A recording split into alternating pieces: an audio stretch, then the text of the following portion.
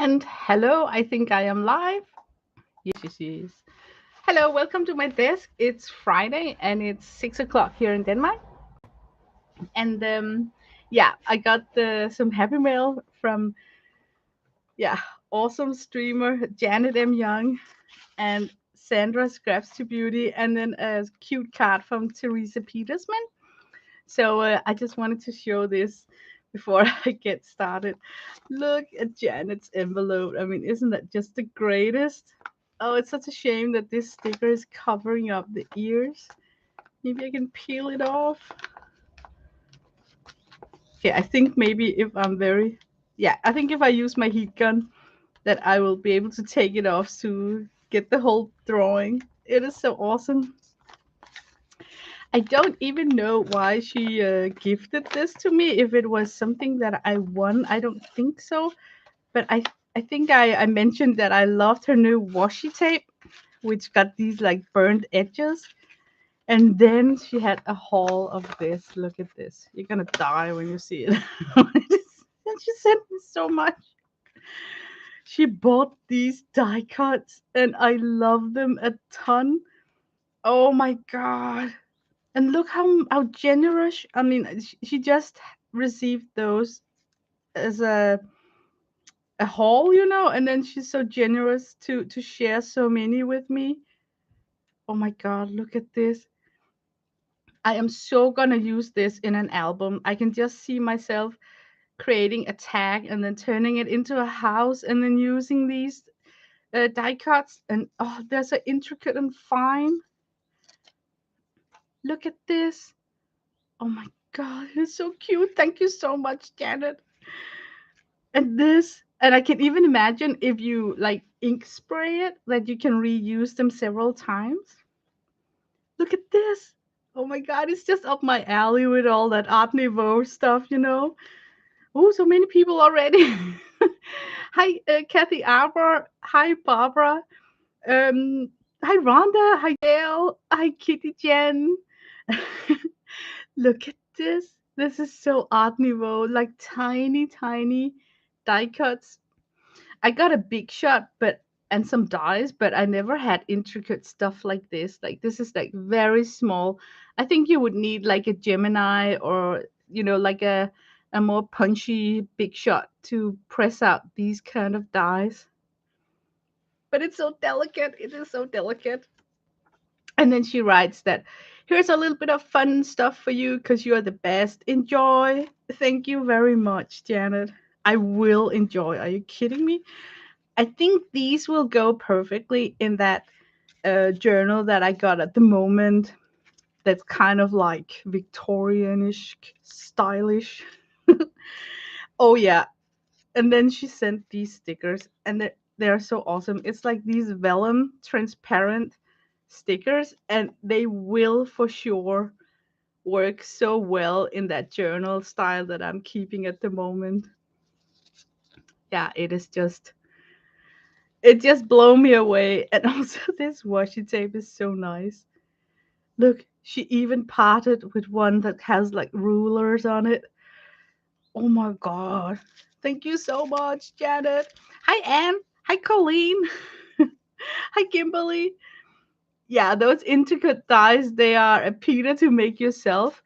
And even if you had that the rolling thing or the tweezer to punch them out, it just, man, it's just a piece of work, right? And then I had to laugh because this was like Roy Lichtenstein. But yeah, he's very famous for his pop art. So I want to save this. I'm gonna cut this out. I think it's part of a sticker stamp. This is from Sandra, and we all know that. Whoops. There's addresses on the front, so I'm just showing the back of the envelopes. Look at this art stamps, Roy Lichtenstein. Yeah, he's so cool. I mean, you know, if you see some of his images, you know exactly who he is. Like the Madonna, the cartoonish woman with yellow hair, looking like something from one of those old Batman cartoon. comics, so that is just so awesome. And this is an Egyptian cat. I don't want to take it out because I can see that there is a lot of small parts in here. Can you see like steampunkish parts? So I think there's like a small leaf right there. I think I'm just gonna lose it if I open this one. But for sure, I'm gonna make Sandra. Um, I promised her to make like an Egyptian Jane Davenport-ish stylish drawing, so I might even reuse some of this. So it would be like a little bit of collaboration, like she sent me something, I use it, and then I send it back to her. So that really made me think about, ooh, it's so cool that there was like two kitties, because then I will use one of them for her drawings. And this is just stunning. I am a fan of Jane Davenport's style.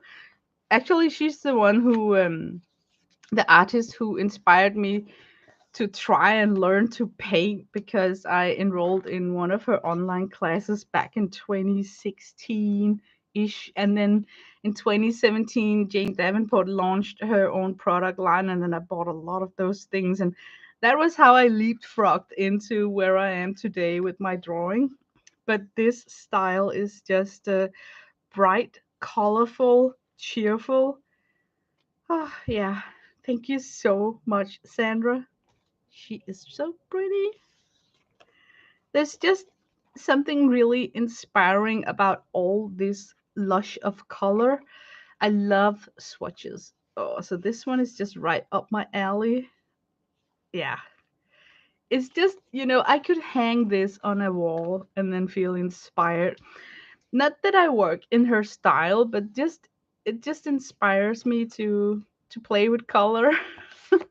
Hi, K-Berg, and Tori. Walk like an Egyptian. Okay, Barbara. Oh man. And these papers is from her paper pad collection. Look at this. I love these long legs. I think it's ink. She used a lot of ink. So yeah, thank you so much, Sandra. I'm gonna play with this for sure.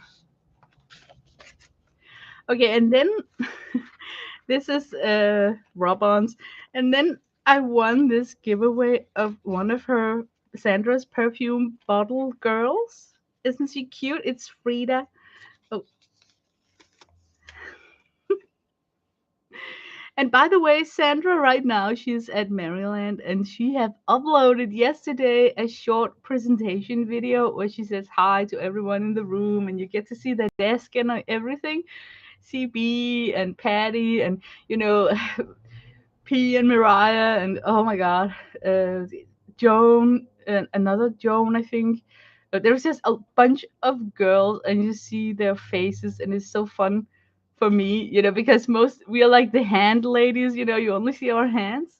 So for me, it's just fun to see how people look in real life. So go see it. And Sandra even announced that she might be streaming a short one today also. So I'm gonna look for my notifications, and if she's streaming, I will scream it to you guys. And I think that all of us should just, even though that my camera is on, we should just go there and just at least say hi, in the chat or something, to let her know that we appreciate these small streams from her art excursion. This is a card from Teresa Petersman. I don't want to flip the envelope because of the address. And look what she made. Oh, she's like the queen of die cuts. I bet she have like the Gemini and is able to press out these intricate dies. Oh man, and then a long letter. So, let's see. I didn't make it to your live this week, Colleen, because busy month. Oh, okay. It was a message for Colleen, not for me. Yeah, I really love the recorded things. I've been MIA for like 3 weeks, if that can do it, because of the Tour de France. But now that whole marathon is ended, so I kind of get my life back. which is good or bad. I had to get up super early in the morning so we could finish our job and then watch the Tour de France at the noon in the middle of the day here in Denmark. So what's good about it was that I totally had a good night's sleep and everything because I got up so early. But already now, it's only been a small week. Already now, I've flipped over my sleeping patterns, and now once again, I'm late up at night. Yeah, not good. So, okay, guys, listen to this. I was in the supermarket, and then there was this kit, and it was sold like an oil painting kit for kids. A kit. And I got it because I like the utensils like these things here. And as you can see, I already used those. And then I also was interested in this board that it came with because uh it's like a cushioned board. And then I just shelved the kit. And now I was thinking, okay, today I'm gonna pretend that I'm on a desert island, stranded only with this kit. And then let's see what can it do. There is this board right here, and I hope that it's gessoed or something, or at least like coated with some sort of acrylic. Yes, it is. Yeah, it's a little bit squishy, but not a lot. So I think I want to paint on that, of course. And then it came with these like really, oh my god, this brush set here is it's okay and then it's not. You know what I mean? Because all the brushes are with the same sort of hair. So there's like no diversity between like soft feathering or all the bristles got the same shape. So it's not like you have oh, I don't even know. Oh. You don't have like a fan. You don't have like a rounded tip or so yeah. But all of them are kind of uh, the sizing on these are stiff. So I'm just gonna plump those into water and then hopefully soak up the protective glue on the bristles. And then it came with 6 tubes, and there was this red, this yellow, ugh, a green, a blue, a black, and a white. But I'm gonna use this white instead because look at this. Oh, that is so yucky. When oil tube starts leaking out the linseed oil that's inside, I think I should use it, right?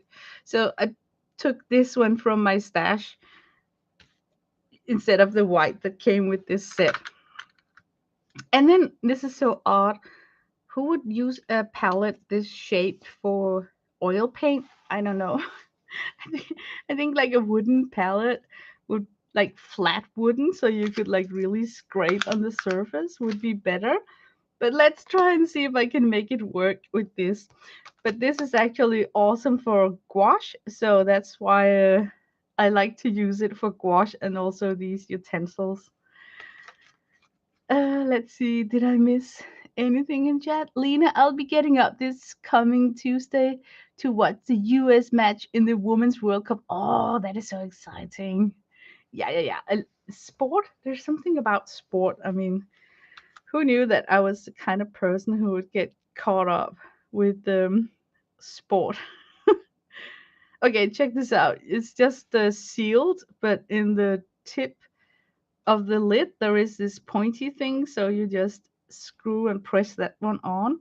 I bet that you guys already know that, but I'm just showing it in case you don't. Okay, so far it is super creamy. It's actually better quality than I expected. Look, there's like no linseed oil oozing out. That's a good sign.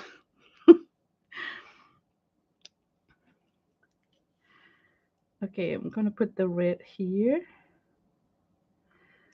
And you might think like, oh my God, that's too much, Lena, for your small little painting.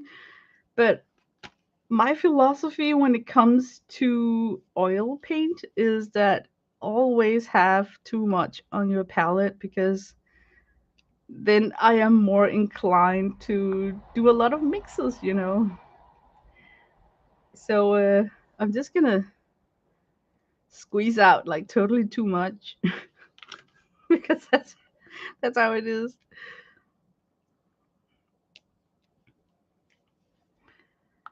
But not so much of the black one. I rarely use a lot of black in oil paintings. So I'm just gonna squeeze out a little bit of this. I'm just gonna put it on the side there. Okay, and you know what? Totally, this is gonna die today. I'm not even gonna touch that sticky lid. I'm just gonna. This is a nutcracker, but it's got like that perfect. It's so much easier to use a nutcracker than this kind of pliers when you're opening up tubes and jars and whatnot. Because look, like let's say that you wanted to open this, you can still like get a good grip. Yeah.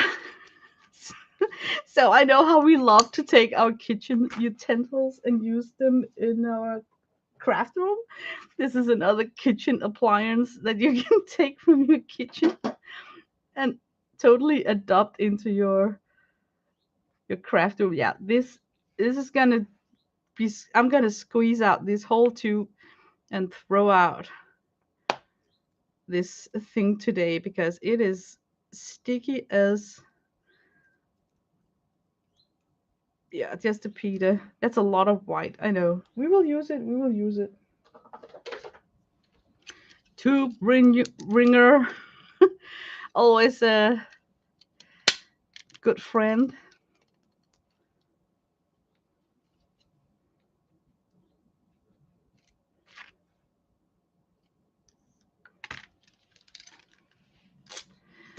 Okay, look at Frugal Lena in action. This is how you get like the last drop out of everything.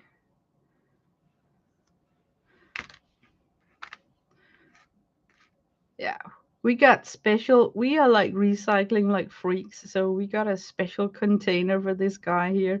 So I'm just gonna put him aside. Okay, this is going to be interesting. I have oils that I have never used. I'm going to learn a lot. Oh my God. I hope you will. I'm not sure. Oh gosh. Well, I am not you know, an awesome oil painter. Um, Not at all. My regular oil, the thing that I work with. Okay, let's forget that I showed all of this. Let's look at my real oil stash.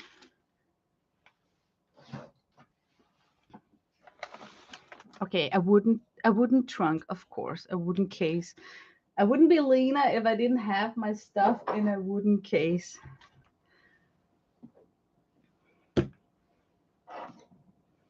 Okay, let's go through this. This is actually maybe a little bit exciting for you guys. Like this is what I think is good quality.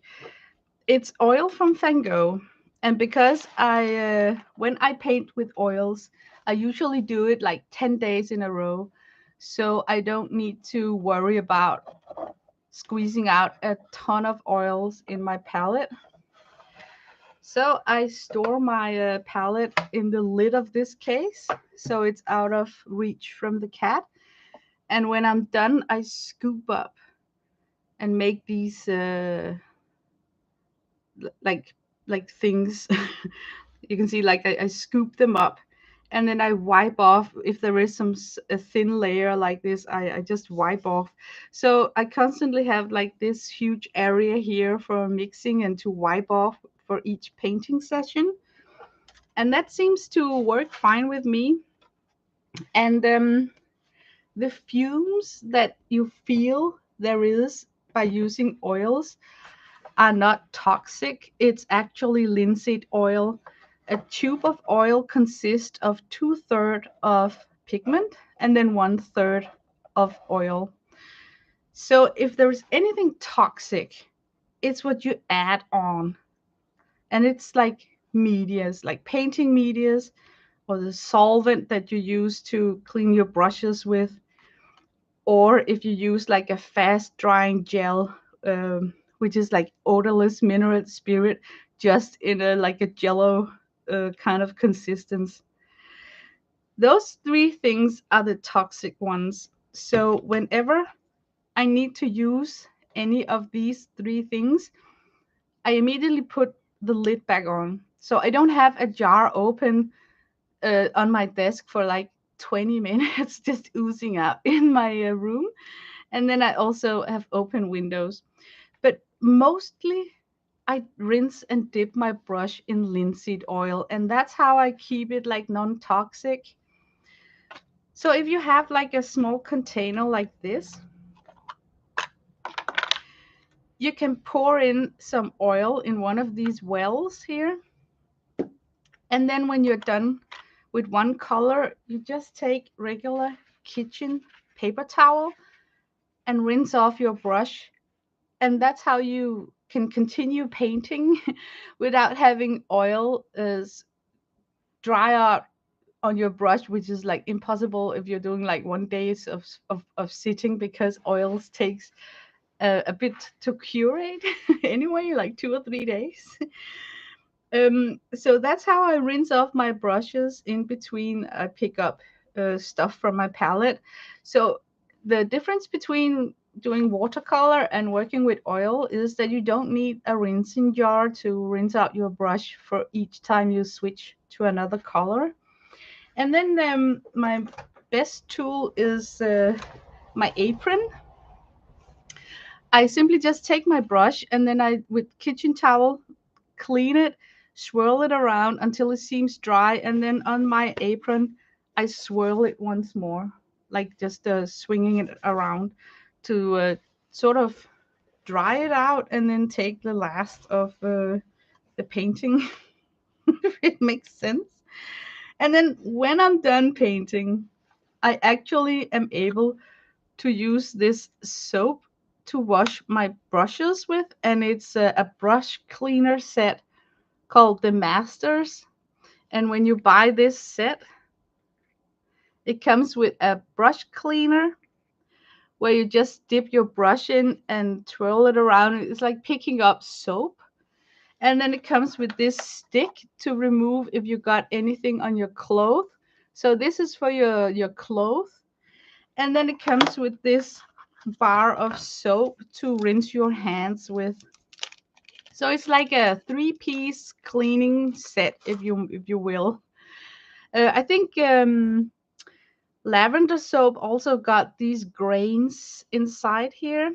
So if you have like regular lavender soap, a bar of that, I think you could save the money from buying this Masters brush cleaning soap. And that's actually how I clean and maintain my brushes without any toxic solvent things. But when I use painting medium, it is mostly to thin out my paint. Like I got this umber right here and it's getting hard as a rock. I mean, when I squeeze this out, it comes out in like a solid sausage and not as creamy as this. So I need to work in some either linseed oil or painting medium to make it more creamy. And then sometimes when I paint, I try to work. Let me get a brush. I try always to work in the tip of my brush, but sometimes I'm a messy pig and then I get paint all the way up here where the bristles are meeting with the metal. Then I use the solvent to clean it out thoroughly.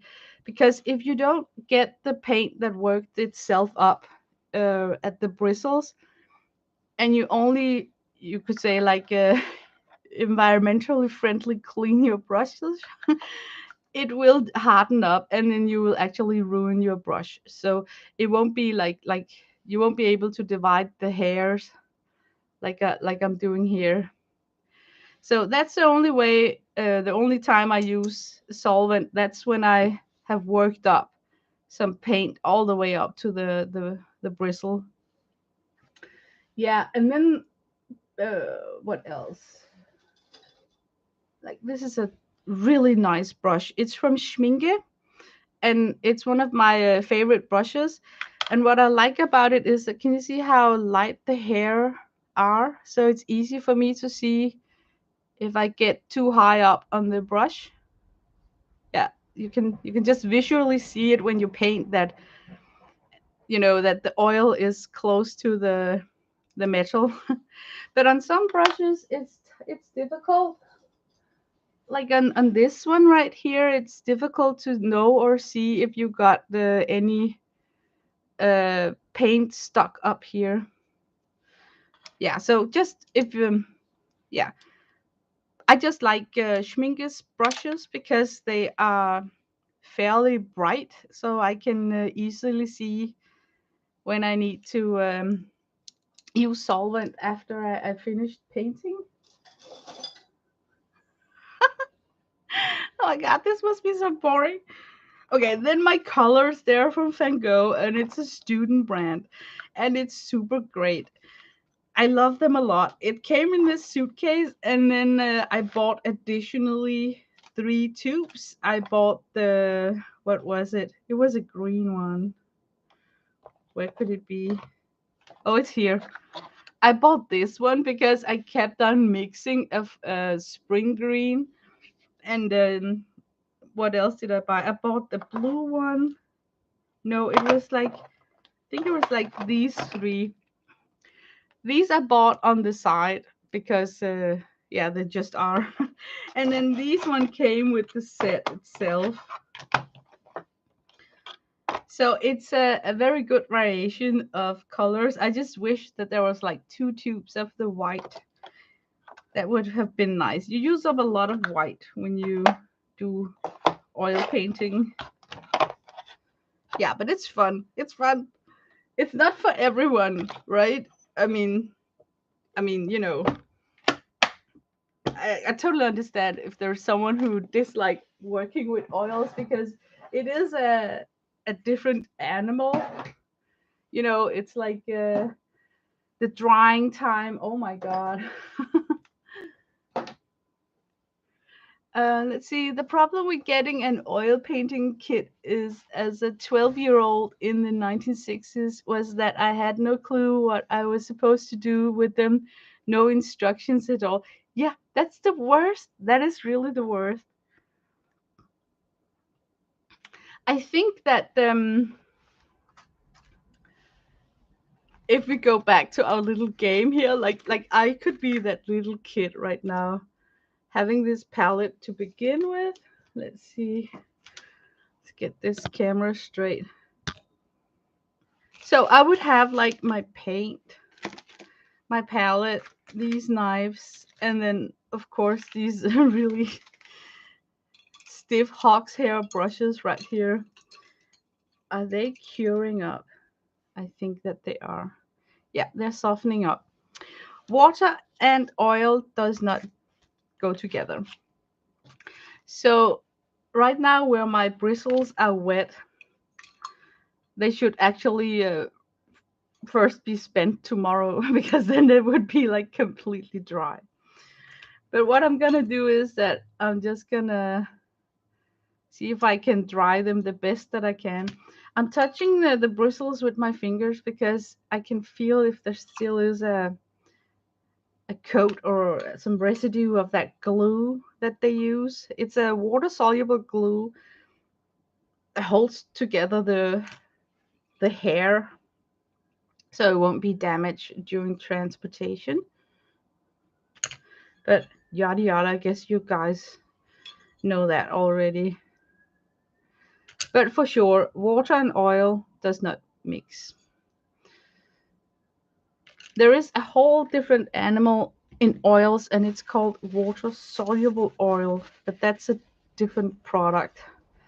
This is like real oil. This is super hard. Like, this is how I use my apron. I just twirl it.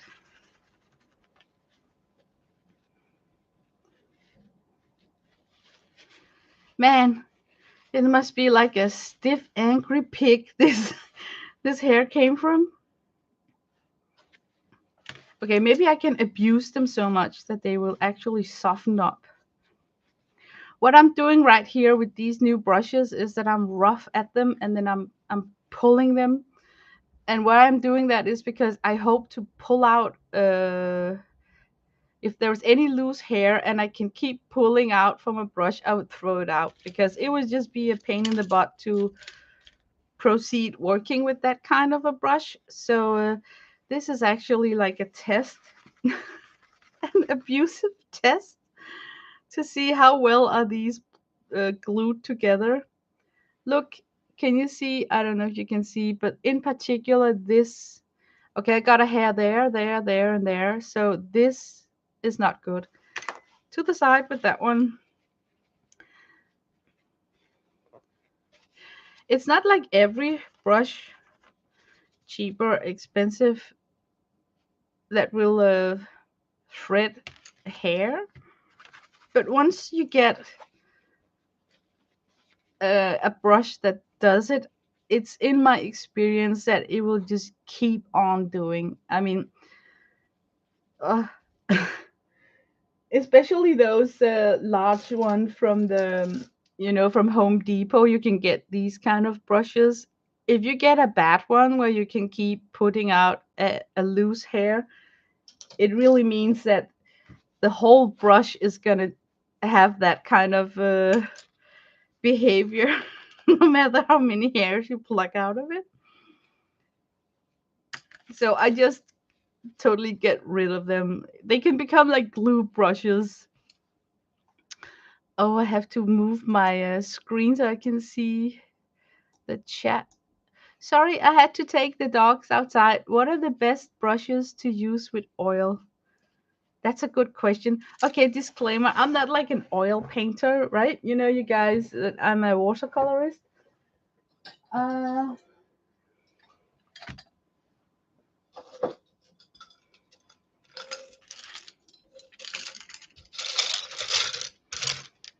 okay, there are different things that I think is a must have when it comes to oil. One of them is like a very soft brush, so you can like feather out and really mix pick the creamy oil well.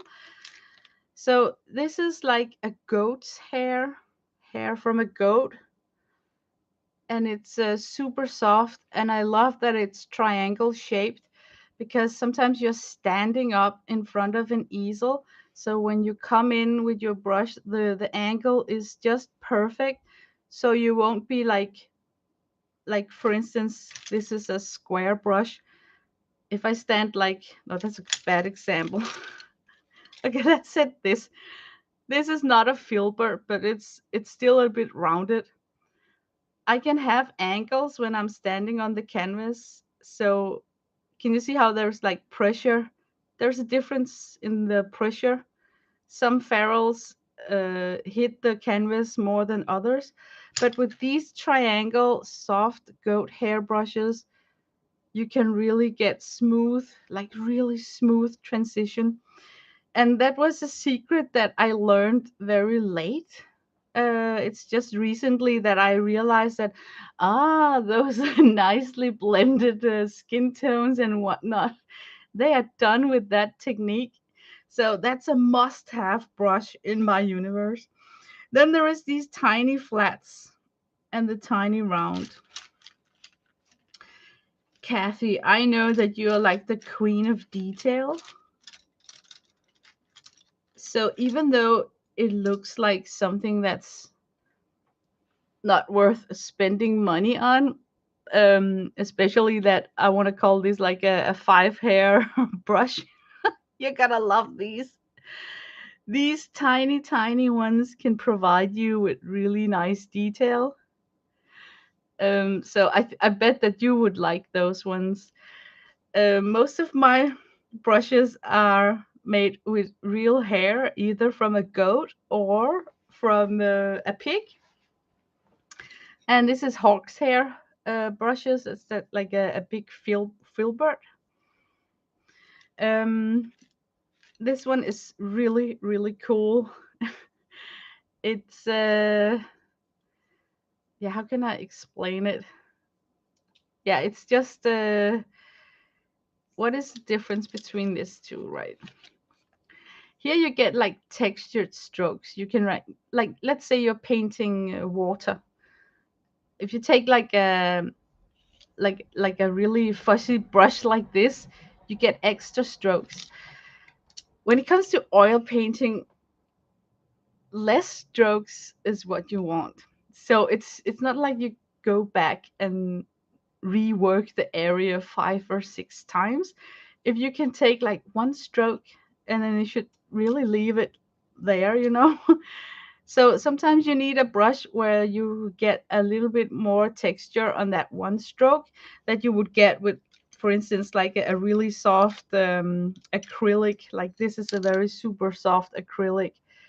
It will leave a very soft stroke, but this one will leave like ripples in the paint if you apply it thickly, so you can get that textured look. This is a Raphael acrylic brush with synthetic hard bristles, and it's very good for like edges on a building, on a window sill. You can go like sideways. You can do like really precision work with this, and it tends to just firm itself up into a crazy square in the tip. I mean, it's amazing how if you spend a little money on getting good brushes, you will really feel that you are getting something extra. Like this Galatea from Winsor and Newton, also the same, just in a bigger. Like these two, they can really, you know, you can, and because you need to do as few brush strokes as possible, you need brushes that can do different kind of things for you. So I find that I need the flat brushes for detailed, sharp things where it's gonna be like a building or the horizon in the water edge, or this one for putting in white highlight on water. You can just dip the tip in white and then just uh, dry brush it along your canvas, and then it will do that rippling effect. It's so hard to explain. Brushes like these are workhorses. These are the ones that you either like abuse and mistreat, and I use these for instance, background painting. You know, when you need to tone the canvas, you need a wider brush like this or like this to just yeah. What else? What else? I like my Schminke brushes. They are like the best. Of course, you need like a filbert here, and I hate this brush. I seem to tap a lot, like tap, tap, tap, tap, tap, and then I overpaint things. So, yeah, if I really would love to be a much better oil painter, but I need to understand in my fat skull that the less stroke, the better.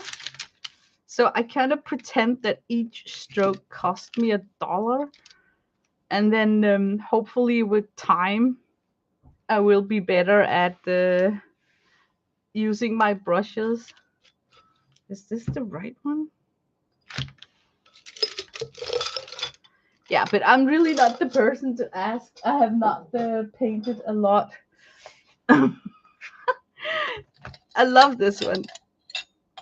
I started out with one set and then it really got dirtied up, and then I bought another.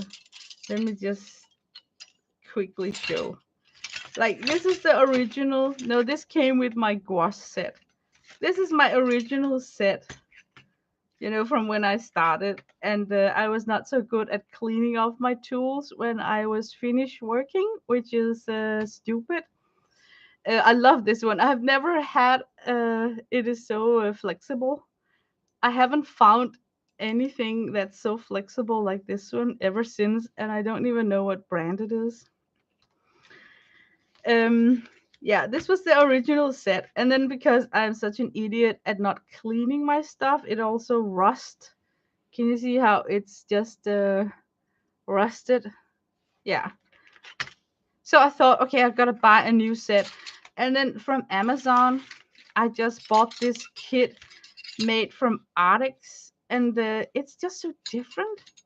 I hate buying stuff like this from Amazon. First of all, you can't really trust the picture. You can you can end up with utensils that are like twice the size, and because you got this in your stash to begin with, you think that this is the same size as, I don't know, this, but there is a difference. I mean, yeah. Uh I still yet have to grab for these. It don't come natural to grab for these. I still use my old stuff the most. Yeah, but guys, remember it takes so little, what, 1 second to wipe off uh your tools, and when you don't have that 1 second, you end up with stuff like this. It's super annoying when it's oil because it's really stuck on there. Oh my god, Janet would faint if she saw these. But yeah, what I'm looking for is also this springy. It's very nice to have like this one is springy. And it's because I use this to paint with. It's also some sort of a brush, and that's why it's beat up at the end of the tip. It wasn't that curly when I first took it in use, but I use it to apply on the canvas as a brush. Yeah. Oh, let me see. Yeah, but I don't really paint that much, and I don't like paint that often. Should I get some of the wet pieces that I've been working on lately? They're still wet, so I can't like really touch them a lot. It just takes a second, and then I get them.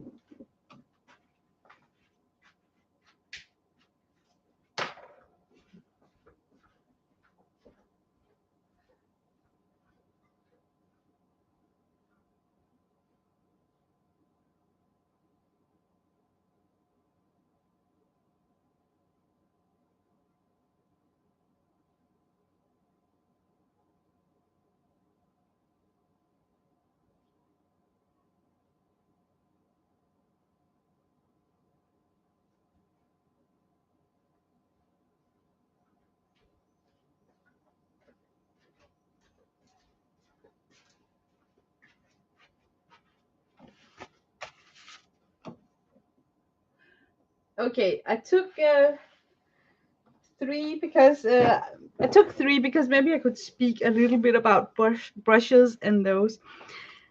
This is like super blended out. It's still wet, so I can't really touch it. It's like super blended out, and it's not finished. I need to come on top of here with a guy walking with his dog, and you see him from the back.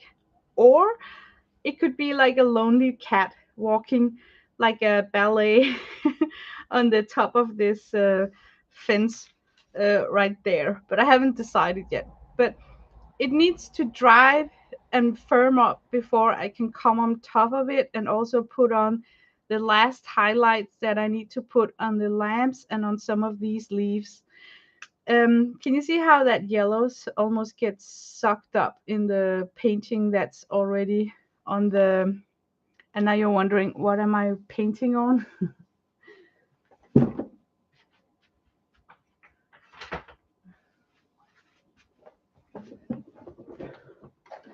I'm painting on a canvas pad where all the pages are coated It's made out of linen from the back, and then it's coated 2 times with gesso. So it is a, a pad made especially for oil painting. And the reason for painting on loose sheets of canvas pads paper is linen is because I'm just running out of space. I don't want to paint on a real canvas that's framed because it just takes up too much space. So yeah, but my white takes about 3 to 4 days to curate and harden up. So I have this one drying before I can work on it, and it's done a lot with that feathering triangle brush. Let me see if I can grab him. Oh, just a second.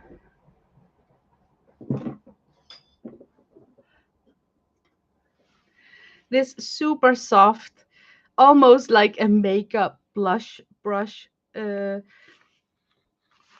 all that area right there is brushed out, so it's mixed gently together. And for every time that you do like a downward stroke, you need to wipe off, stroke, wipe off, stroke, wipe off, so that you don't. If I end here and it picks up a green, and then if I go back up into the light area, I would deposit some of the colors down here, up here. So it kind of takes its time, but it looks so sweet when it's done. Yeah, like a fairy tale.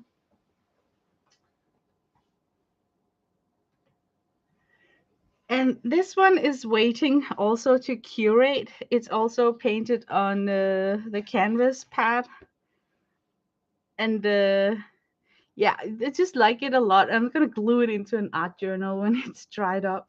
And why use oil and not acrylic? I don't know. I don't have an answer, but maybe you can see how glossy it is, or maybe not. Like maybe not. But I can see a difference between acrylic and oil, especially in the dark values. It's more like a glossy dark and not such a dead dark. Hmm, if it makes any sense. And then this one is not finished either. It's done with a spatula.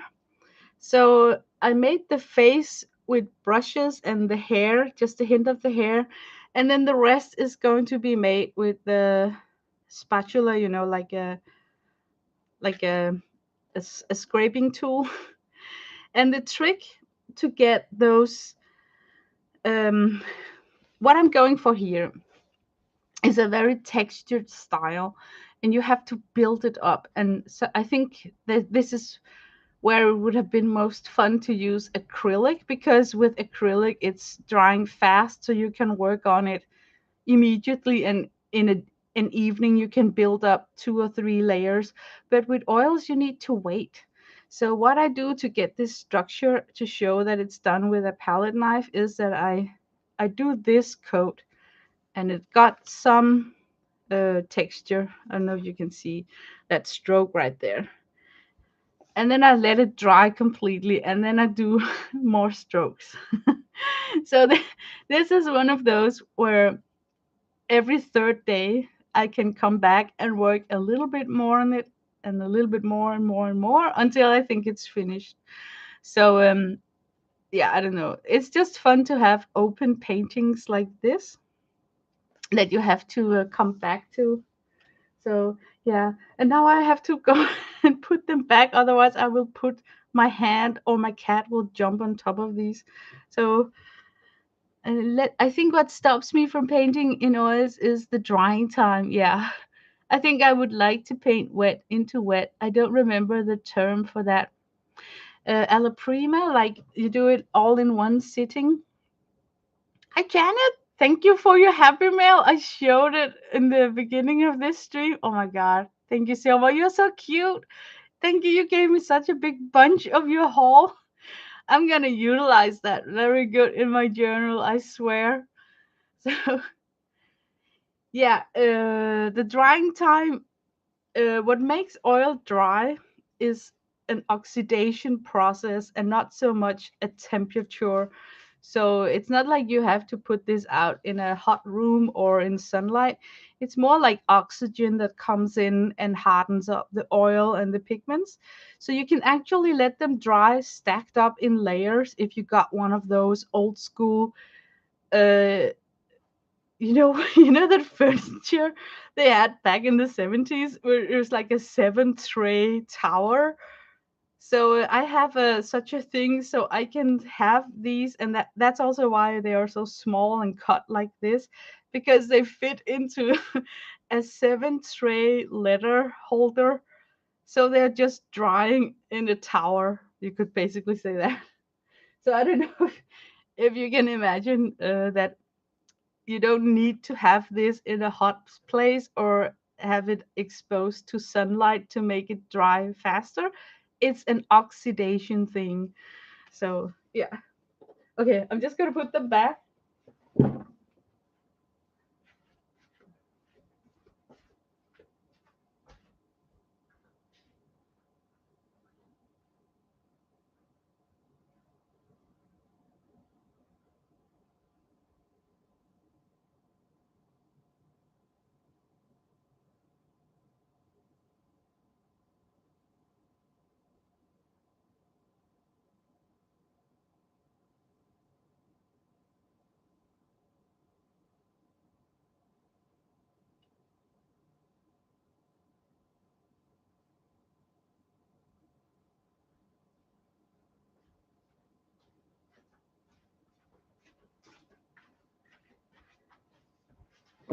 I just wanted to show this because this is a starter once more. Um, I chose a very potent violet pigment for the background, and I am working on top and want to build up a skin tone. And no matter what I do, I keep picking up that very violet, strong pigment. It could be like a phthalo color, also like phthalo green or phthalo blue, that keeps emerging and disturbing what you want to paint on top of it. So there comes a point where you just have to acknowledge that, you know what, I'm skating around. It's like a skating ring, and I'm picking up too much of the background pigment. So you put it aside and you just let it dry 2 or 3 days, and then the surface would have hardened up enough for you to come on top with your new layers that are not going to be contaminated with whatever you put it on the background.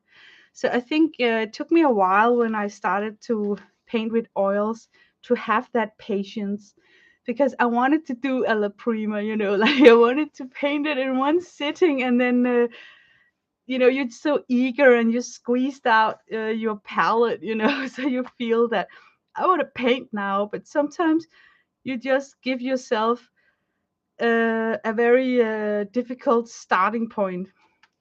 The starting point of this piece right here is that I took a brown that I mixed, and then I diluted it with turpentine, that painting medium, and then just toned the back canvas, and then I started to paint on top of it.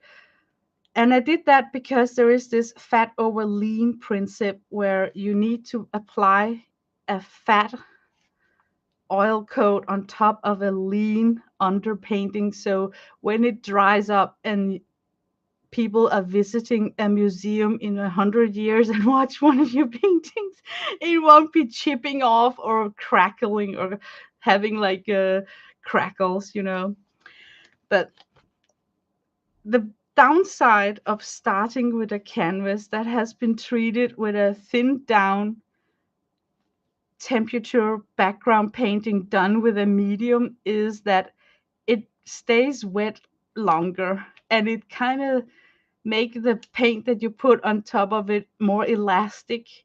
So you kind of have the ability to work it on top of whatever you're putting on top of it constantly. And I think other artists that are like super skilled, they know how to pick and load a brush with enough paint to prevent this. So they know how to apply things thicker. But because I am a beginner at this, I don't load my brush thickly. So I am more like cautious painter, like thin layers. So that's also one of the things that I have learned is that if I paint myself into a mess like this, I just leave it alone for 3 days and then I can come back.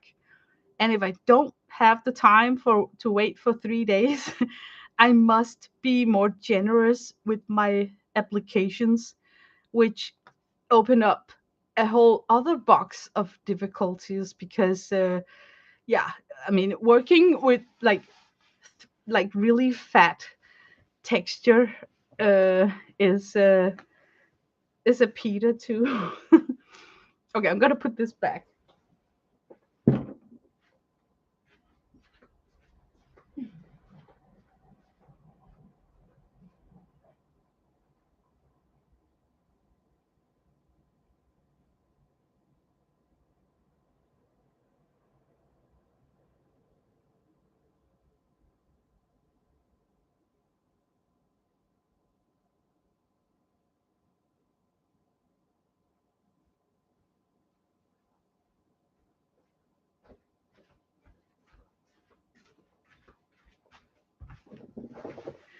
Okay, and then you might think like you squeeze out stuff in a palette and then you have to come back to it in 2 days. Will it still be fresh? Isn't there another way that you can store it?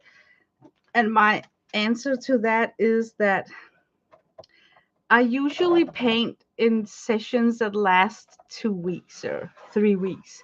Then I go watercolor. And a palette like this, if I had to leave it, I can see on YouTube that there is a lot of tips about how you can wrap this into saran wrap because, like I said, the thing that's going to harden up these uh, chunks of paint is an oxidation process. So coating it with saran wrap would make it airtight. And then you can put like a cotton ball dipped in clove oil in there to keep a fake oily humidity to it. I have never tested out any of those tips. I find that I can sometimes the surface of this get a little bit hardened. This is still soft. Sometimes the surface get a little bit hardened, but when you have generous pea-sized bulk, look how tall it is. You are able to poke through that film, and then underneath that is fresh paint. So can you picture? You got those real oil pastels. It's like a crayon shaped, but it's made out of oil. But because it's oil, it forms this film on top of the crayon. So every time that you need it, you need to scrape off into the fresh oil crayon. The same with these globs down here. You can scrape off. And then if you're like really frugal, and hello, Lena, that's me. I poke it from the side and then I open it up like a house, and then that top coat becomes like the roof so I can close it again. And then I don't put my paint in the freezer. You have food in your freezer, so why would you add paint to that? I don't think it's toxic to breathe in the fumes from the linseed oil and the pigment that are in these tubes, but I do think it's toxic to eat them. But what I basically do is that I paint in a significant time, like 2 or 3 months, and 2 and 3 weeks. And then when I can feel that now it's time to move on to watercolor or another media, I totally clean off my palette, swipe it clean, and then shelf it. And the bad thing about that is that I may not return quickly. I mean, I am a watercolorist and I love the fact that I can grab a palette anytime and work from it, right? I don't feel that I can do that with oil. It's not that versatile. I've never had oil with me outside my house, and I have never had painting sessions where uh, I could experiment so much with oil as you can with watercolor. You can use watercolor in mixed media and in a lot of different ways, but I have never jelly printed with oil or used oil on jelly prints or any other mixed media kind of way. So I feel that I'm stuck when I work with oil as a medium. I have to admit that, because when I'm doing watercolor, I can throw in a crayon, or an ink brush, or I can sketch with the markers and the sky's the limit. Colored pencils, you can grab colored pencils and work on top of your drawings with those. I have never mixed like that when I work with oils, so I really hope, Kathy, that you are going to pick up oils, because I think you are the artist among us who would kind of figure out how we can mix media with oil things. Like do a background or something exciting with oils and then work on top of it with our mixed media style, because it will really like open up a lot more creativity at my end, at least. So I bought some linseed oil for a wanderlust week, and I couldn't tolerate the smell. Yeah, there's I know of two types of oil, and I've tried both of them. One of them is a generic linseed oil, manufactured for painting, and then there is another one, and I bought it through gambling, and it was a sunflower seed oil. And the reason why I bought that is because um, let's say you have a brush and you're working, right? I try to leave as little as an environmental footprint on the world with my hobby as I can. So I am against cleaning brushes in odorless mineral spirit, solvent, or anything that's like super toxic.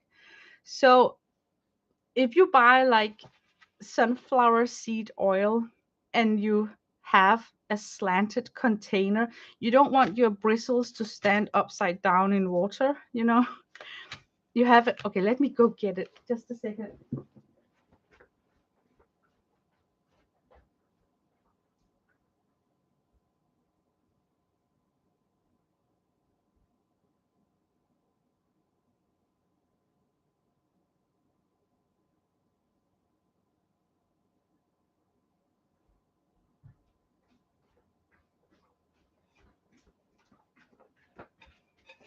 Okay, it's a bit nasty, but it's difficult to get it like 100% clean once you have introduced oil to it. Okay, I have this container, and then I have this it's like a grit on top of it. What I do is that I fill this up with oil, sunflower seed oil, and then when I'm done with one brush, I simply just tuck it in and make sure that the bristles are soaked in the oil. And then, believe it or not, they can stay unrinsed like that for weeks on an end. I have had brushes that's been stranded almost in this thing right here for 2 or 3 months. And then when I picked it up and thought that I should throw out my brush, I realized that, oh my God, it's still soft. It's like the stopping station for, if you had to imagine you had to leave your art room in a second. You didn't have time to clean your brushes at all. This is a solution. Like you can just, as long as they're coated, the bristles are coated in the sunseed oil, they can stay fresh in that oil solution for weeks on end. But the downside is that it has this very particular fume to it, especially like Devin wrote that she was kind of allergic to that oil, and it's like a manufactured process fumed oil. I mean, it doesn't smell nice. It doesn't smell like something you want to cook with. So yeah, but it's a good tip if you want to um, not pollute so much. Because imagine, I don't think that this is built for odorless mineral spirit. I mean, it would take up so much liquid, and it will only evaporate because it got like alcohol spirit in it. So this is definitely for that oil solution, or it's if you have like water mixable oils where you can put water in this, and then you can grind your bristles to this grit so that the pigment will fall through this grit, and then still have a top clean water. Oh my god, this is so difficult for me to explain. Oh my god, does any of this make any sense? But these are like really inexpensive. I think you can buy them everywhere, and it's a godsend if you want to avoid cleaning your brushes constantly.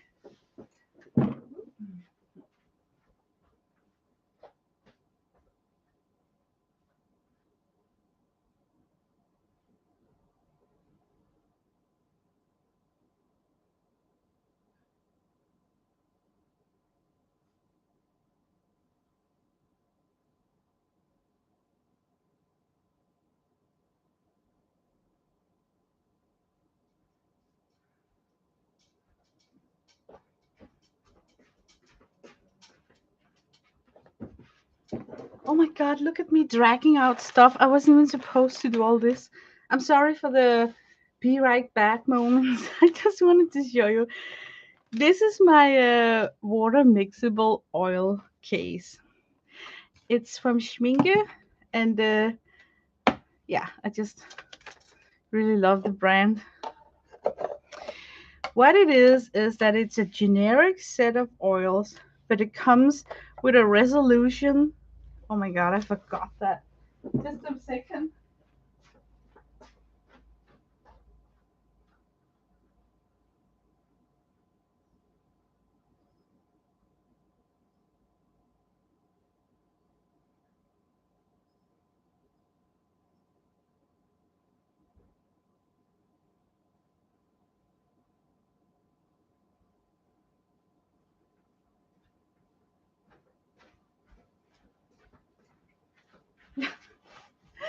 Oh my god, I must be so annoying. Okay, the reason why I'm running back and forth is because whatever toxic of my hobby is stored in a special case in my craft room. So everything in that case is either flammable, toxic, or you know, dangerous. So that's why it's kind of separated.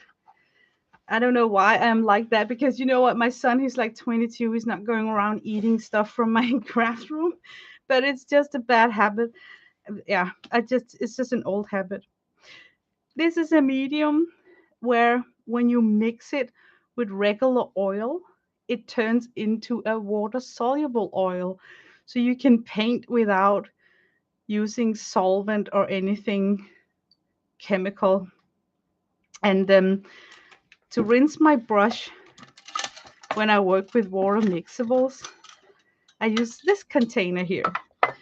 I love this container because it also have that grit down here, and then this lip here where you can like really rinse out the paint from your brushes, and then it drops down to the bottom of this and becomes like this gunk, this gooey gunk that you can like when you pour out the the water, you can collect that up and dispose of it in the correct way. And in my case, because we are recycling a ton, I can dispose of this by putting it over into an empty another milk container or something, and then write on it what it is, and then send it off, instead of just like pouring it out into the drain in the environment.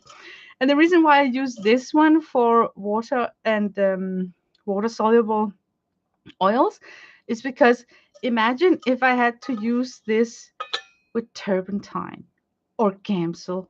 Can you see how much I would freaking have to pour up? I mean, that is just insane.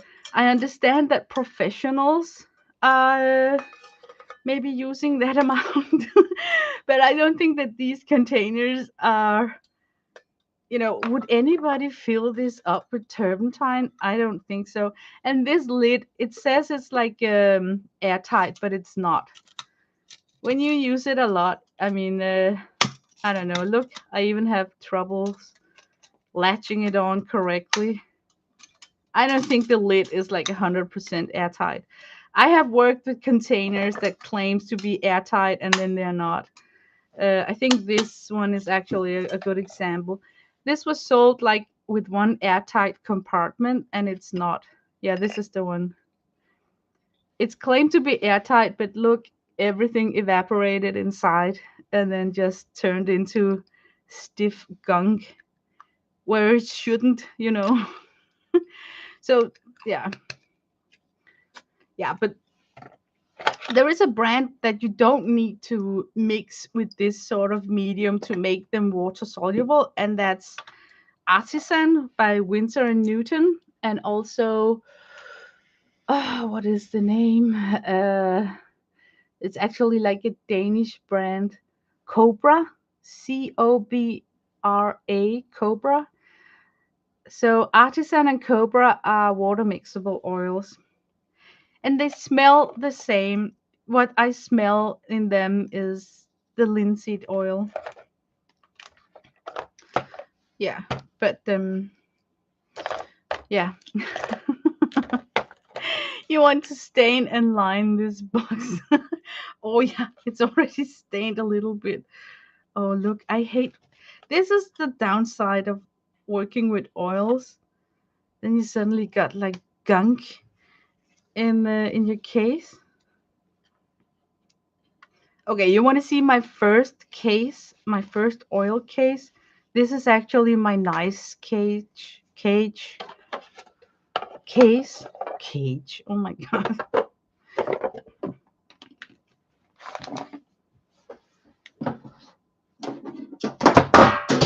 Oh shoot. This is my first box.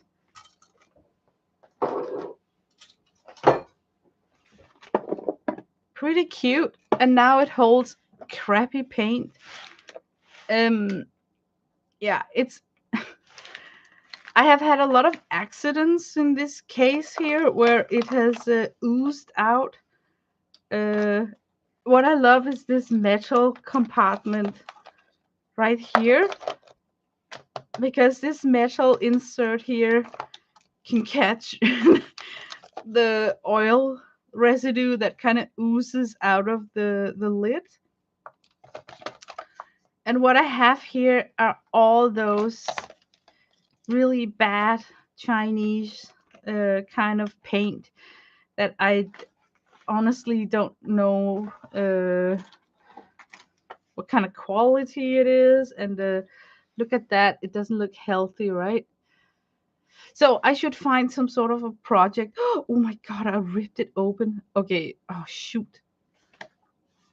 Okay, I ripped it open. I freaking ripped it open. Okay, I need to deal with this. Just a second.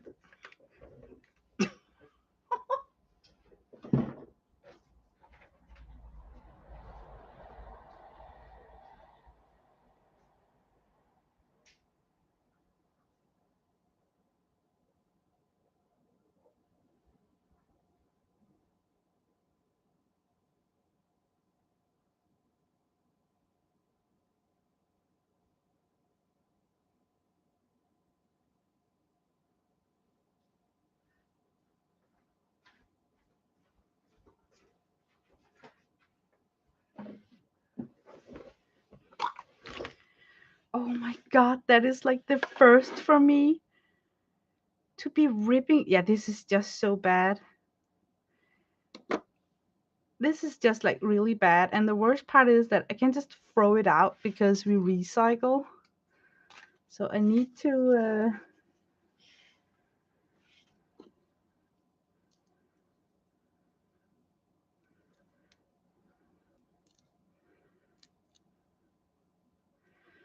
Oh my god, is this like the nasty ASMR moment right here for people who likes to see stuff being squeezed out? That is a strange consistent. Yeah, I don't even know where I got this tube set from. I think maybe it was my mother-in-law's, when we cleaned up her apartment. This is a funky texture. Let's work with it just for the fun of it. Okay, if I was on a desert island and it was like my last pigment, I would put in some linseed oil or paint medium.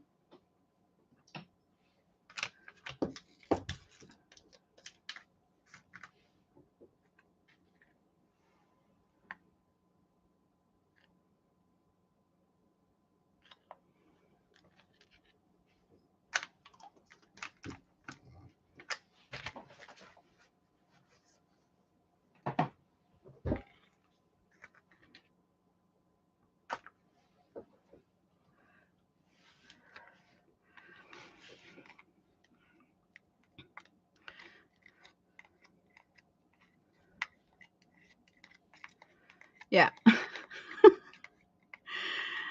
I know this looks like super gross and you would like throw it out, but trust me, it's still good. It can still reconstitute as some sort of an oil paint that's gonna turn out creamy. And if you don't want to waste, you can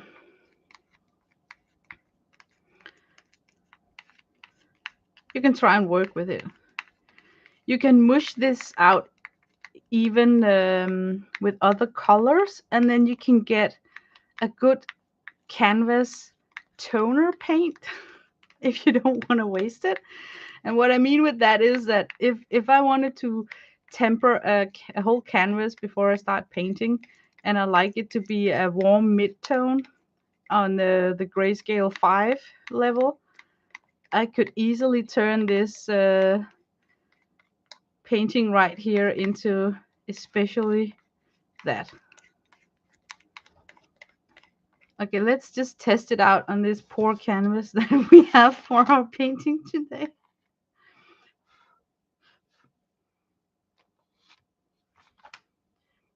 Now it's not the I haven't like it's still a little bit not gritty, but I haven't mushed out the pigments yet. Yeah, it still works. And this is the crazy thing about paint, like especially oil paint. Like it's basically just pigment, and then no matter whether you're working with acrylic or watercolor or oil, they all start with the same ingredient, pigment powder, and then they add in some sort of a binder. So yeah. This was Dr. Pimple Popper. Yeah, that's a good one, Janet. Now we wanna I feel like I wanna rip up more of those tubes. No, but this was my first case. Very, very messy. Yeah. Ugh. So I'm glad that now it just stores all that wasted paint. Oh my god, guys, I need to do a project. I need to. I am so tempted to take these bad tubes and then just put on one giant canvas. It will take like a month to cure it, but at least I would have used them up instead of throwing them out. Yeah, I'm gonna ponder about how I can do that. But so far,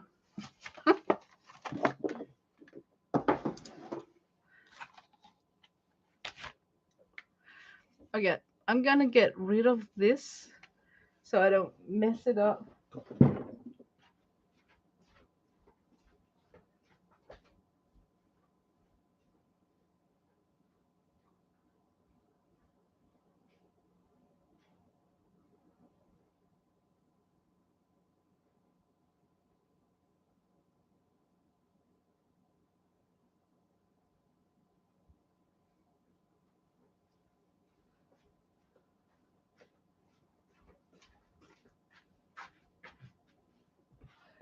Okay, I'm back. I'm sorry.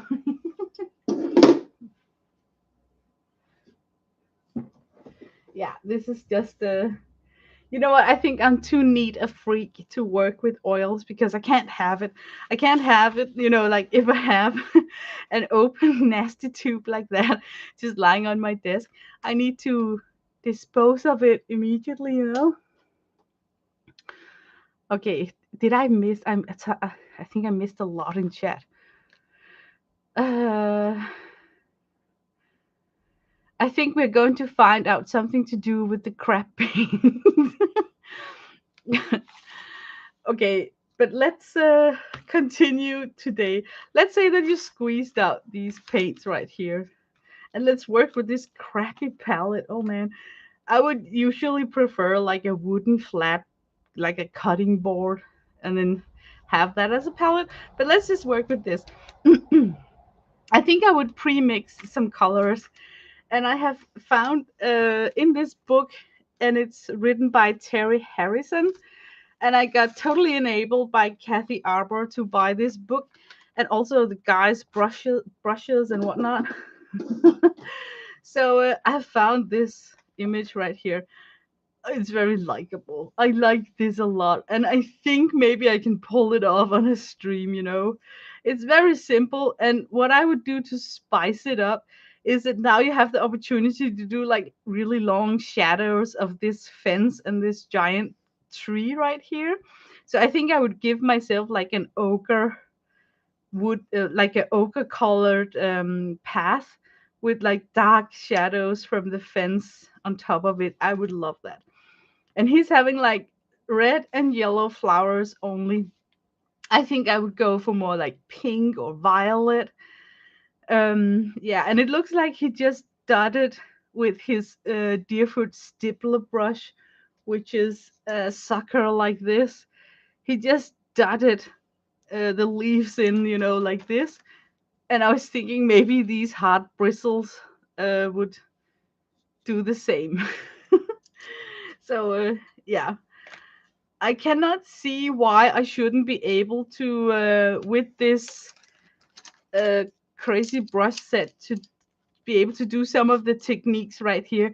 Can you see where he's got like almost like a fan brush doing the swiped grass tips right there?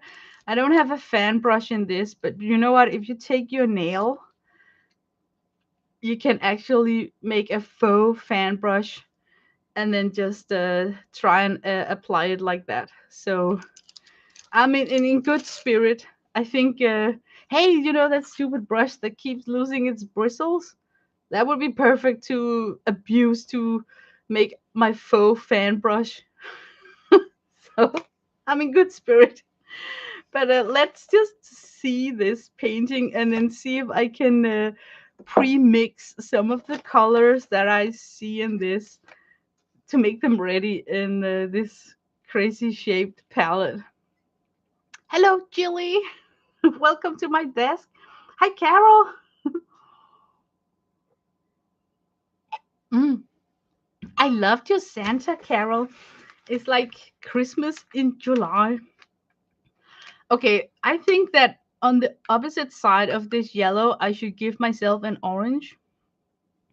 So first of all, I'm gonna take some of the white and then just go easy, like slowly. Don't take in a crazy amount. A crazy amount would just make you end up with a bigger mixing pile. So I just always go slowly. I take the yellow and the red, and then I just start mixing it in. And then I can you see already now that, oh my god, I took too much of the red. So scrape off, take more yellow. But I do it slowly because eventually through time I will hit an orange. But the trick is to keep your mixing puddle as tiny as possible. So just go slowly. And I added in white because otherwise my orange would be like really a dark orange, and I want like a bright orange for the flowers. Okay, now comes the stupid part. Look, you have this mess right here, right? I'm content with this as a flower orange. The trick is to take it up and then scoop it on a secondary palette knife. So you take it up and scoop it.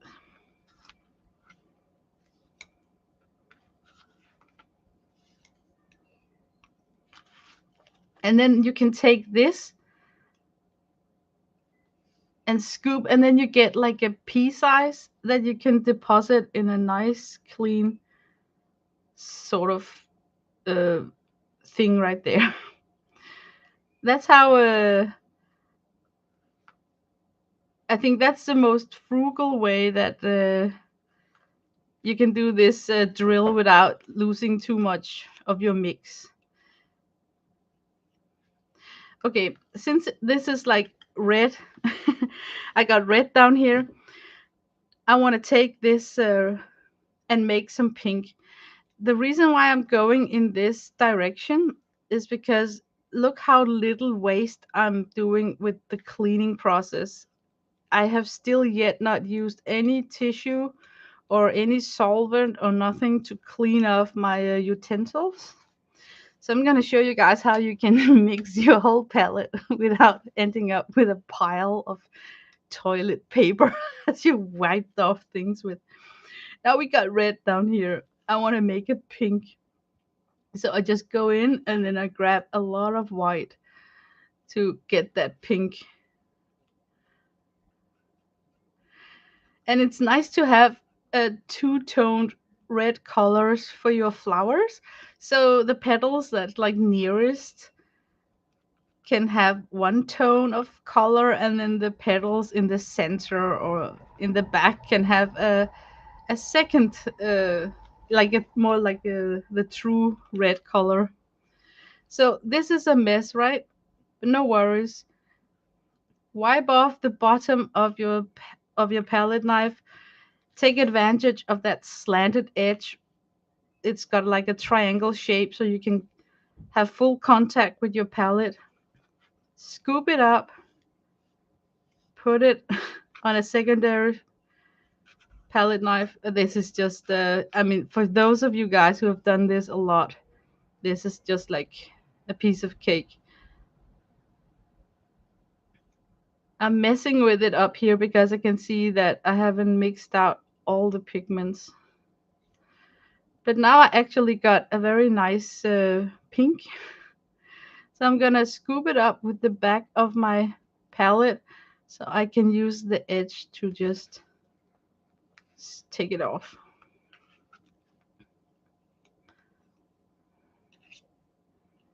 The back of my palette and then take it off. Now I would move to make a violet. So I will take more of the red, and then I'll take some of the blue, and then I'll see what I get. It's a warm red and a warm blue, so I will get like a not so good violet. I like to mix my violet with cool colors because I think that gives me a more like straight up clean looking violet. Now it looks black, but I have to come in with white to make it like really come out.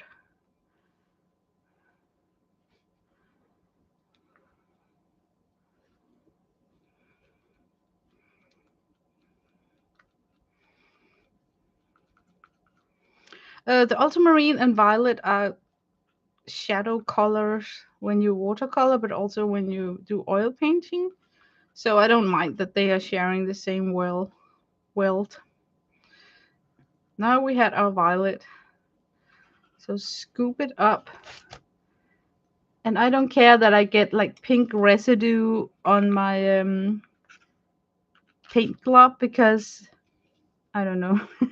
I just think that the violet, if it's like a deoxyzapine violet pigment, it's just so saturated that it will absorb the pink.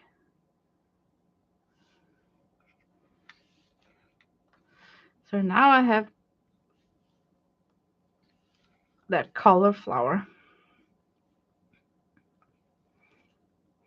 Okay, I need to do a rinse if I want to make more green. But right now I'm also interested in using some sort of a brown. It would be nice to have a brown. So I will take, this is the black, this is the green, blue, red, and yellow of what came in the tubes. I will try and mix my own brown by putting in a green into this crazy mix right here. Because so far this crazy mix consists of the yellow, the red, and the blue, right?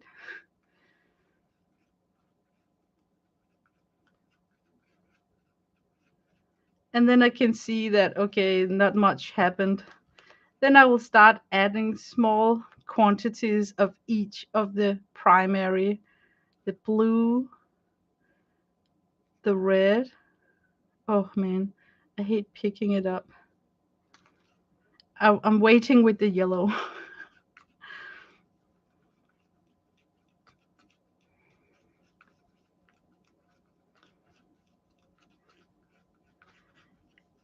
And now I can see that I got some kind of reddish dark color. Now I can come in with the yellow to kind of brighten it up and see what we get. Now I'm very close to that brown.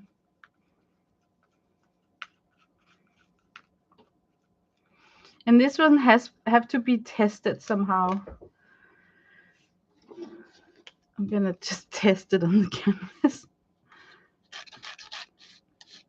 Yeah, it's like a purplish brownish.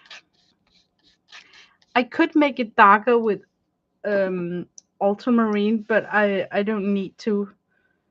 I mean, this is nice enough for me. Okay, now I'm gonna pick up and I'm gonna leave a smidgen behind. I'm just gonna mix it in good with this spatula here. I think I'm gonna dispose this brown thing next to my black value because it doesn't hurt if it's right there. Okay, I left a mess of it in the palette, and it's because now I want to add in some yellow and hopefully get some sort of an ochre that I need to make this pathway right here. So I'm coming back to the yellow, and it actually needs a lot of yellow.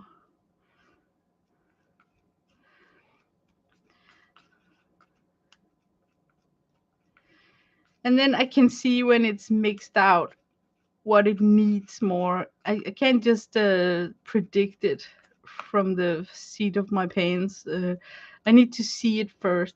Now I got like what they would call like greenish ochre. So I'll try and put in some white and see if I can brighten it up just a notch.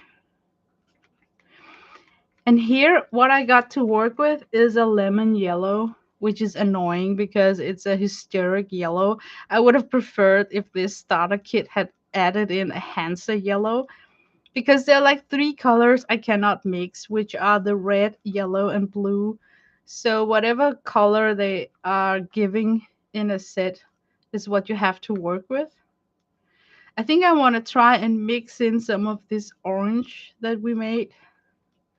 It's more like a coral, just to get a little bit of reddish tone in there, and then come in with yellow. Now I'm annoyed because now, can you see, now I'm getting like that huge chunk of okra, and I don't even need that much. But what's good about okra in general is that it's such a nice mid-tone. It's like a mid-tone for, yeah, green and brown, and to push back skin tone and whatnot. Yeah, I think I'm gonna just survive with this lemon yellow greenish ochre color, because I could add more and more of the yellow, but I don't want to end up with like a big giant chunk. But in oil, you can actually turn this glob down here into any color you want. You can turn it back to violet, back to green. I mean, you can manipulate with it, but the bad thing is that you end up with big piles of mixes that you're probably not going to need. Yeah, I think this is a good substitute for that kind of ochre that I am requesting. Okay, you know what? Sometimes when you mix a black and a yellow, you get some sort of an olive. So I'm just gonna do a tester of that because I need another green hue than the green one that they provide in the set. So just for the fun of it, I just want to see if I get like an olive when I mix in yellow with the black. Because sometimes when you're doing foliage, you need what Sennelier would call a forest green, which is like a very dark hooker's green. So this is very good. Let me try and test it out.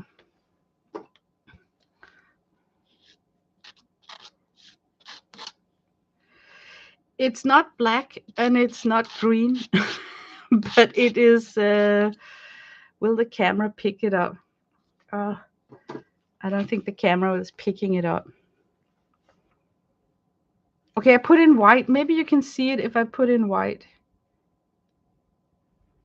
Okay, I'm gonna add white into this because then you can see the color more. No, the camera won't pick it up. Yeah, it just looks grayish here. Yeah, it looks grayish, but I can use this as the dark in the, like where the tree trunk ends. Okay, I'm just gonna put more yellow in it because now I put some white in it.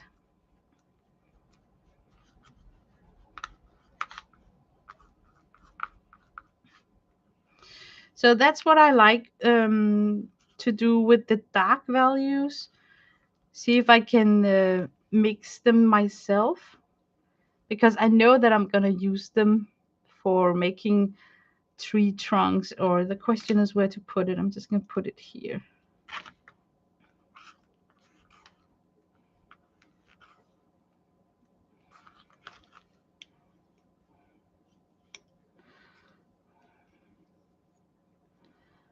Okay, all this color right here, I'm just gonna wipe it off on the side. Now I would clean my spatula because now I want to see what kind of a green I get when I mix the blue and the yellow. So I'm just gonna give myself some yellow here and more yellow over here. So now I would wipe off.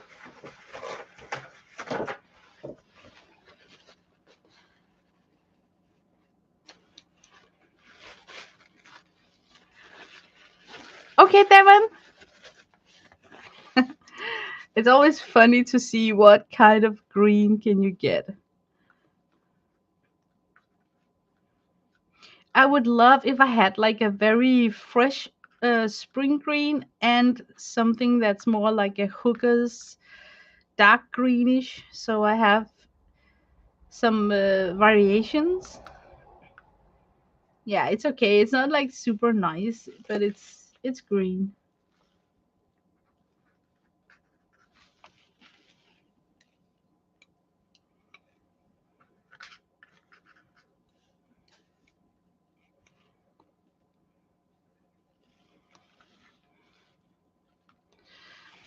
By the end of the day, all these wells will be one big giant mess. But it doesn't matter as long as you don't put complementary colors in each well. Like, don't put the purple next to the orange or the red next to the green, you know. So as long as it's like somewhat um like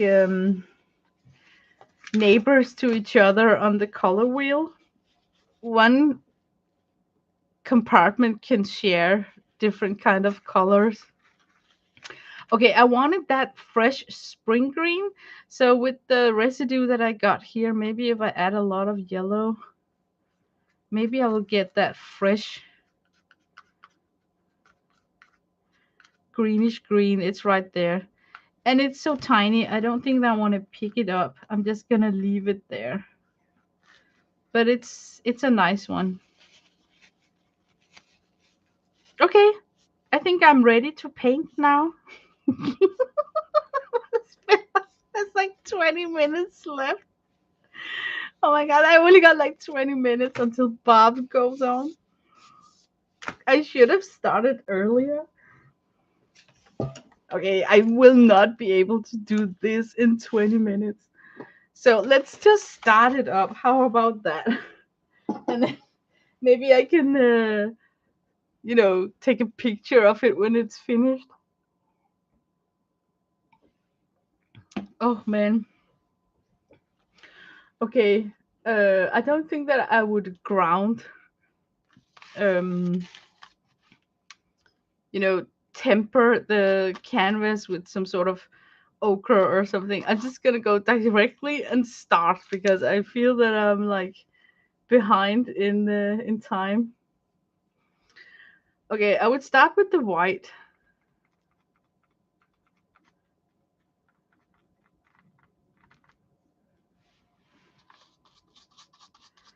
And then I would feel, yeah, I definitely need some medium. It's like a little bit clumpy. So I'm just gonna break out that little container that I have to store some medium in.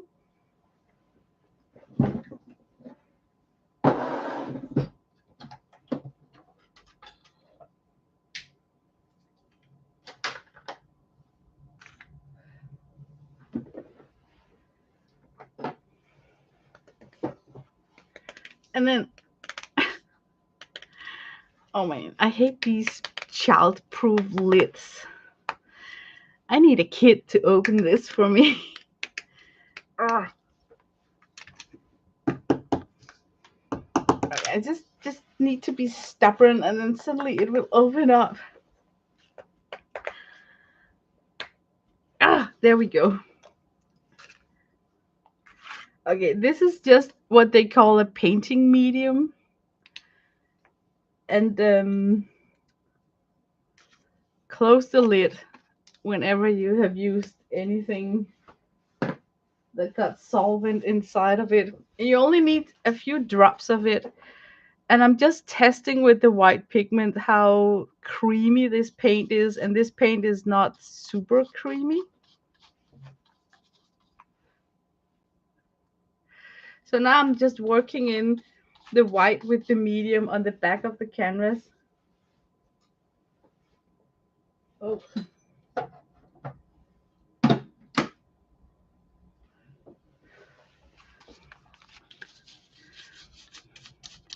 And I feel it's just like when you are working with gouache that you spray mist your paper and then the gouache glides better. I like to work with mediums where the medium is on the canvas and then I can come on top of it with my paint. And then can you see how you can like really get these smooth long strokes? Because you created a very nice surface. It is so crazy to talk and explain this. I feel like a mini Bob Ross, like whoosh whoosh whoosh. I don't know.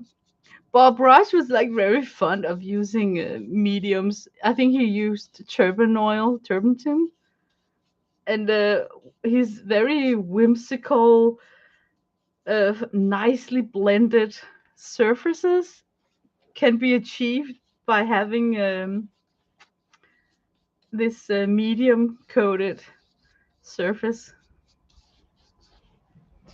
Okay, I'm basically going for the sky that's going to be covered with branches.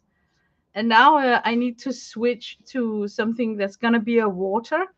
And because I don't want to continue the ultramarine blue into the water, I want to be brave and add in a little bit of green. So with the blue that I got on my brush, I'm going to pre-coat the lake with the medium. So I know that it's giving off the blue color from the bristles, but basically these strokes right here are just applying medium. Then I'm gonna take a little bit of that green, just to be brave, and then a little bit of the blue, and then see if I can get something that's kind of different than the sky color. You don't have to, but I think that would be nice. And then back to white.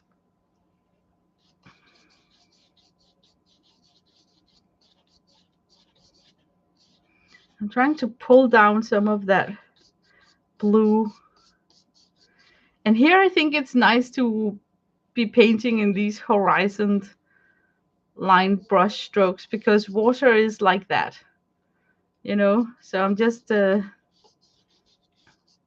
slowly gonna do like this. You can't really tell the green that much, but it kind of gives it's just nice. Okay, and then up here we got grass, and then we got this orange mess here that we need to deal with.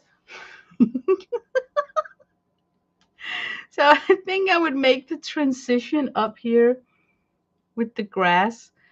And the way that I would do that is I'm going to give myself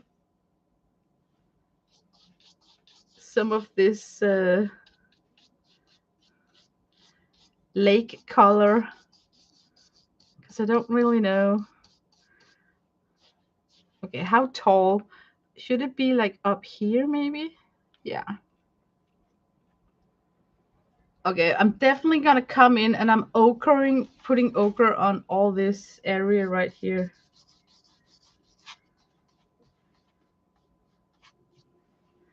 Normally I use, can I do that? And you guys can still, no, I need to have it like on my desk. It's very strange for me because normally it's like uh, vertical when I paint because I got it on an easel. So it's so strange to do this while the thing is lying on the table. Okay, I'm just gonna mix in all of this and see what it gets me because I made a mess over here, right?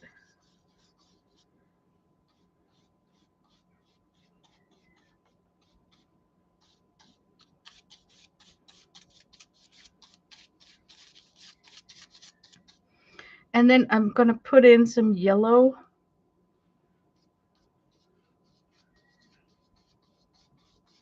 Just here. And now I'm gonna remove the paint from my brush because as soon as you got like three colors on your brush, it's getting unpredictable, you know, then you don't really know what you're painting with. Are you painting with old residue of the first color or what? So my limit on how much nasty thing I can have on my brush is around three. Okay, this have to be a bush. I have to turn this orange into some sort of a bushy bush. And because it's like further back, I can use a darker color green. So I'm just going to push it back by using a darker color green.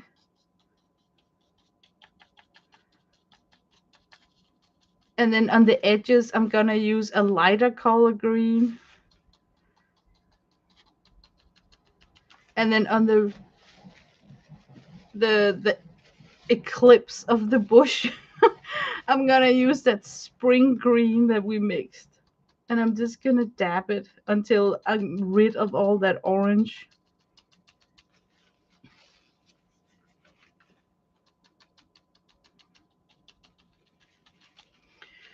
And then on the top edge of that, a little bit more yellow. So I think that's the best way with my limited skills that I can conceal that orange mess that we had right there. So, and you kind of need a dark tone right here. So I would take just a little dab of black. I think maybe that was even too much. Black eats up everything. Oh man, it's just taking over so much. And look, if I put in just a little dark value in the bush, it will suddenly give it some sort of, I don't know, just looks nicer. Okay, now I have got black on my brush and it's like a killer color. It's very difficult to get away with it.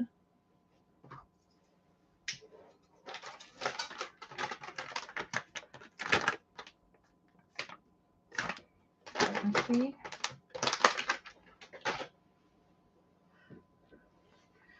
I would take a baby wipe and every time you have dark on your like black or your own homemade dark value, take the time, rinse off your brush because it's hiding small surprises to you in the bristles.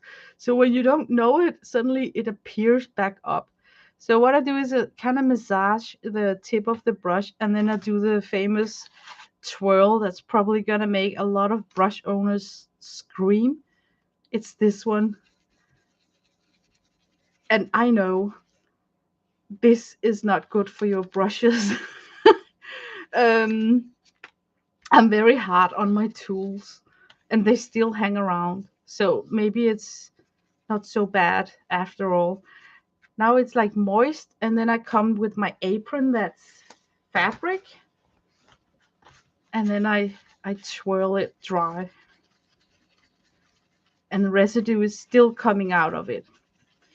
And don't worry, this drill right here, because it's kind of a dry brushing, it will quickly dry up on your apron, so it's not like this is going to be contaminating the the lower side of my desk so that I'm messing up my clothes for weeks to come.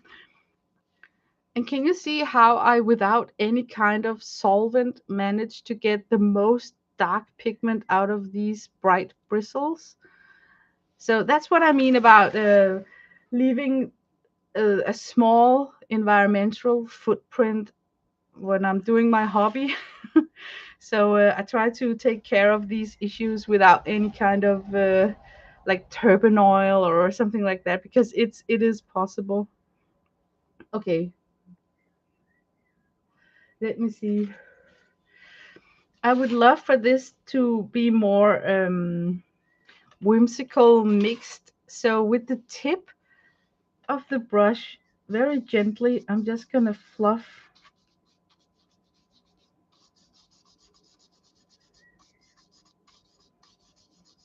And the good thing about oil is that it stay wet for such a long time. So no panic. It's not like it's acrylic that's gonna dry up. The opening time is 2 days. So the next 2 days you can come back and you can alter a ton of things. I'm not gonna have a sky here. Hopefully it's gonna be covered in some branches. But let's say that I wanted a sky. I could come in and then start working in twirl motions, some white paint on top. And what I do is that I just deposit slowly, and I think I would say kind of building up first, changing into this white, and then I have this gray pre-mixed. And this is so cool to have some of your colors pre-mixed on your palette because you don't need to stop and mix them. You can just spontaneously, like intuitively grab what you need. Um, so in this case right here, I'm not gonna do a really worked up sky because, like I said, I think I'm gonna cover it up with branches. I already have the purple mixed, so if I wanted to go for like different kind of a sky, I would already have that purple mixture, if it makes any sense. So that's why it's a good thing to set your palette with the mixes that you think you're gonna need before you sit down and start painting.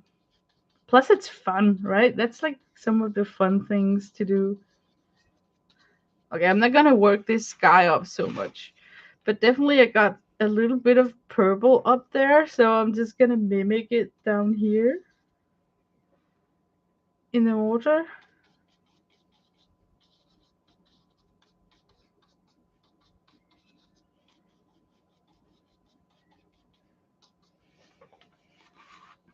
Okay, that's some of it. Let's say that you wanted some sort of like yellow. um